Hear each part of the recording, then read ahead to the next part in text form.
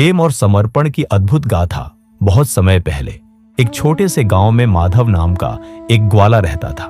वह भगवान श्री कृष्ण का अनन्य भक्त था और दिन रात उनके भजन गाने में मग्न रहता था। उसके मन में न तो धन दौलत की लालसा थी और न ही सांसारिक सुखों की कोई कामना। उसका बस एक ही स्वप्न था, भगवान श्री कृष्ण के दर्शन करना और उन्हें अपने हृदय से समर्पित प्रेम अर्पित करना। माधव प्रतिदिन सूर्योदय से पहले उठकर गांव के समीप स्थित यमुना किनारे जाता और वहां बैठकर बांसुरी बजाता था। उसकी बांसुरी में इतनी मधुरता थी कि पक्षी भी मंत्रमुग्ध होकर सुनते और पेड़ों की पत्तियां भी हवा के साथ झूम उठती। गांव के लोग उसे पागल कहते, लेकिन माधव को इन बातों की कोई परवाह नहीं थी। एक दिन जब वह अपनी धुन में खोया हुआ था, एक वृद्ध साधु वहां से गुजरे। उन्होंने माधव को रोका और पूछा, वत्स, तुम इतनी तन्मयता से किसे बुला रहे हो? माधव ने मुस्कुराते हुए कहा, बाबा, मैं अपने प्रभु श्री कृष्ण को बुला रहा हूं। मैंने सुना है कि वे अपने भक्तों के प्रेम से बंध जाते हैं। साधु हंसे और बोले, अगर प्रेम सच्चा हो तो कृष्ण अवश्य प्रकट होते हैं, लेकिन क्या तुम अपने प्रेम की परीक्षा देने के लिए तैयार हो? माधव ने तुरंत हामी भर दी, मेरे लिए यह जीवन और मृत्यु से भी बढ़कर है। साधु ने माधव को एक मिट्टी का दीपक दिया और कहा, इस दीपक को जलाकर अपने सिर पर रखकर यमुना पार करो।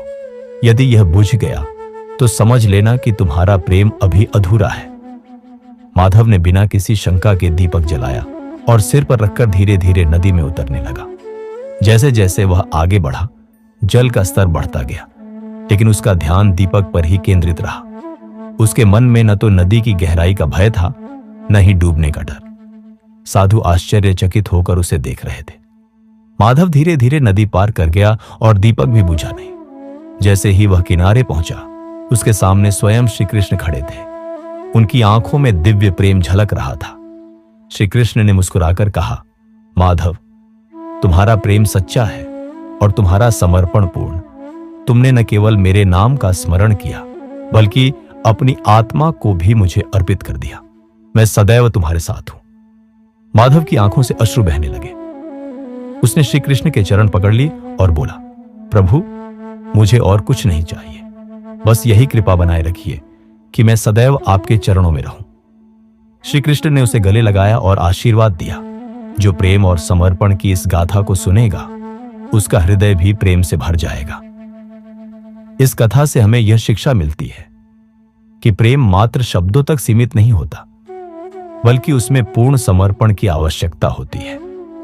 जब हम अपने जीवन में ईश्वर या किसी प्रिय व्यक्ति के प्रति निष्काम प्रेम और पूर्ण समर्पण करते हैं, तो वह प्रेम चमत्कारिक रूप से हमें उनके निकट ले आता है। जहां प्रेम है, वहां ईश्वर स्वयं प्रकट होते हैं।